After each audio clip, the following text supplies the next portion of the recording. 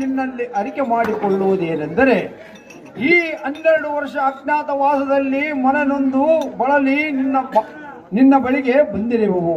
ಅಮ್ಮ ತಾಯಿ, ನಿನ್ನಲ್ಲಿ ಬೇಡಿಕೊಳ್ಳುವುದೇನೆಂದರೆ ನಮ್ಮ ಆಯುಧಗಳು ನಿನ್ನ ವಶ ಮಾಡಿರುವೆವು.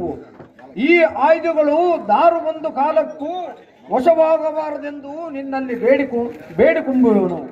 ಪಾರ್ಥನೊಬ್ಬನೇ ಬಂದರೆ ಮಾತ್ರ ಪಾರ್ಥನಿಗೆ ವಶವಾಗಬೇಕು. ವಾಯುಸಿತ ಭೀಮಸೇನನು ಬಂದರೂ ವಶವಾಗಬಾರದು.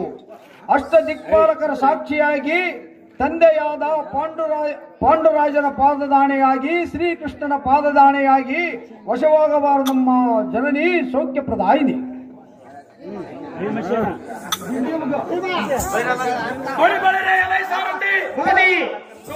ಈ ಧರ್ಮಜನ ಉರುತರ ಮಾತುಗಳನ್ನ ಕೇಳಿದ ಅಹೋ ಧರ್ಮರಾಜ, ಎಂತ ಮಾತನಾಡಿದೆ? ಅರ್ಜುನನ ವಶವಾಗಬೇಕೆ? ನಾನು ನಿನಗೆ ಪರಿಪರಿಯಿಂದ ನಿನ್ನ ನೋಡಿಕೊಂಡು ಬಂದಿರುವುದಕ್ಕೆ ನನಗೆ ಬಂದಿದ್ದ. ನಾನೇನು ನಿನಗೆ ಕೌರವನಾದನೆ? ನಾನು ಮೀರು ಕುಳಿತರೆ ಸಾಕು ದೇವತೆಗಳು ಏನು ಮಾಡುವರು?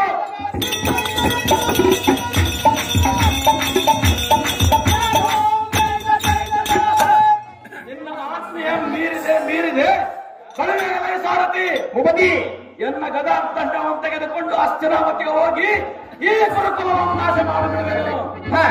ಅಹೋ ಅಗ್ರಜ, ಹಿಂದಕ್ಕೆ ಕಂಟಕರಾದ ಕೌರವರು ಹೊರಗಿನ ಮನೆಯಲ್ಲಿ ಅಗ್ನಿಯನ್ನು ಸುಟ್ಟಿರುವಾಗ ನಿಮ್ಮನ್ನು ಕಡೆಗೆ ತಂದವನು ನಾನು.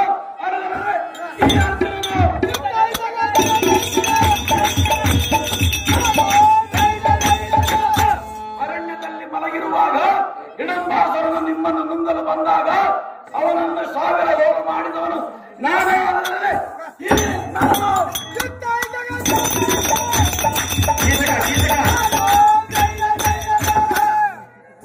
ಅರಣ್ಯದಲ್ಲಿ ತೋಳನೆಂಬ ರಕ್ಕಸನು ಬಂದಿರುವಾಗ ಅವನನ್ನು 2 ಕಾಲಗಳನ್ನು ಬಿಡದು ಜಡಿದು ಬಡಿದು ಭೂಸರದ ಭಯವನ್ನು ಪರಿಹರಿಸಿದವನು ನಾನು.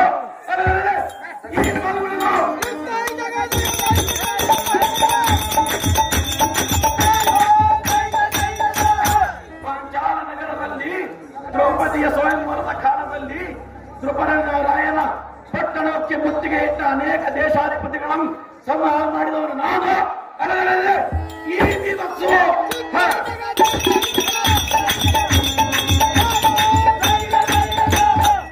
ಅರಣ್ಯದಲ್ಲಿ ಪರಿಪರಿಯಿಂದ ಭಂಗಪಡಿಸುತ್ತಿದ್ದ ಸೈಂಧವನನ್ನು ರಥ ಮುಂಭಾಗಕ್ಕೆ ಬಿಗಿದವನು ನಾನು.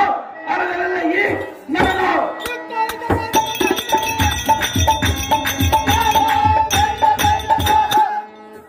ಸೌಗಂಧಿಕ ಪುಷ್ಪ ದ್ರೌಪದಿಗೆ ತಂದುಕೊಟ್ಟು ಜಟಾಸುರನನ್ನು ಸಂಹಾರ ಮಾಡಿ ಬಂದವನು ನಾನು. ಈ ಸಭ್ಯಸಾಚಿಯು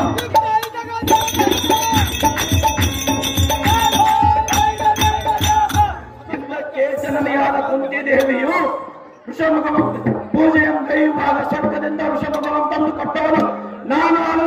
ಈ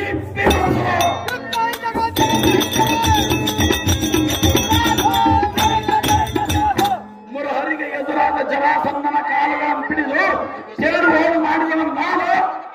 ಈ ಸಭ್ಯಸಾಚಿಯು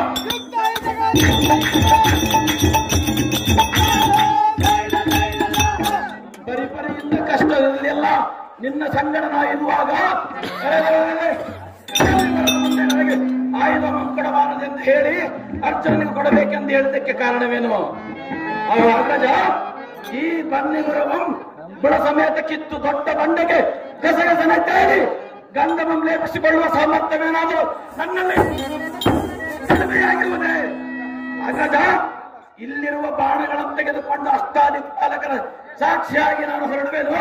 ಖಂಡಿಯ ಅಗ್ರಜ. ಅರ್ಜುನ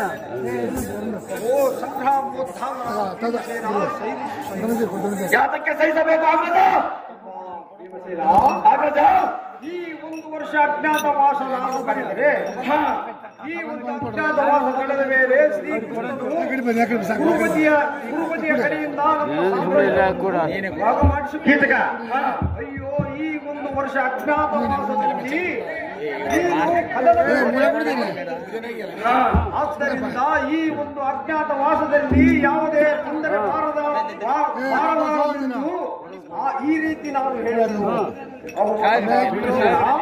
ಅಣ್ಣಯ್ಯ, ಆದರೆ ಅರಗಿನ ಮನೆಯಲ್ಲಿ ನಮ್ಮ ಐವರ ಕಾಪಾಡಿದ ಇಷ್ಟು ಕೋಪವನ್ನು ಮಾಡಿದರೆ ಹೇಳುವ ಭೀಮ